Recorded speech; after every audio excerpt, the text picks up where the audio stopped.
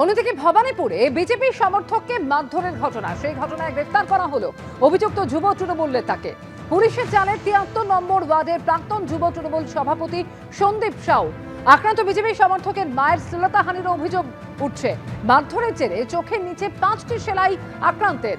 আমার স্ত্রীর সঙ্গে দুর্ব্যবহার করত তৃণমূল নেতা সন্দীপ সাউ। প্রতিবাদ করায় ছেলেকে মারধর করা হয়েছে বলে দাবি আক্রান্তের বাবার। মারধরের অভিযোগ যুব তৃণমূল নেতা সন্দীপ সাউয়ের বিরুদ্ধে। ভবানীপুর থানায় এ নিয়ে অভিযোগ দায়ের হয়, তদন্ত শুরু করেছে পুলিশ।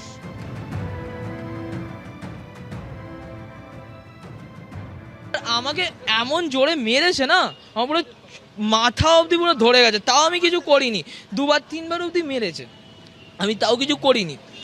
এবারে মারাতে এবারে কি হয়েছে, আমাকে মায়ের সামনে অকারণে মারছে, অকারণে, মানে কোনো খিস্তি, মানে বলছি কি আমার বাবাকে চিটিংবাজ, আমার বাবা নাকি মানে যাই হোক আমার বাবাকে, হ্যাঁ, মা বাঁচাতে এসে মাকে ধাক্কা মেরে জামা ছিঁড়ে দিতে গেছিলো, মাকে মারছে। কোনো কাজের যখন আমি অফিসে যাই তখন আমার বাড়ির সামনে আমার বউ ছেলে বেরোচ্ছিল, দুজন হঠাৎ সন্দীপ সাউ বলে আগে পাড়ায় প্রচুর টাকা তুলতো, উনি আগে তৃণমূল কংগ্রেসে ব্লকের প্রেসিডেন্ট ছিল, কিন্তু ইদানিং ওনার অনেক কিছু ব্যাপারে হওয়াতে আমার ওয়াইফকে আগেও অনেকবার খিস্তিকাট্টা করেছে সব উইটনেস।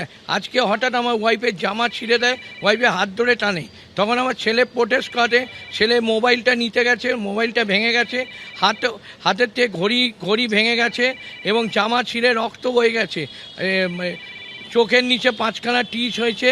ওরা মেন অভিষেক বন্দ্যোপাধ্যায় লবি করতো, এখন কি করে জানি না, ও ওখানকার ব্লকের প্রেসিডেন্ট ছিল 73 ওয়ার্ডে।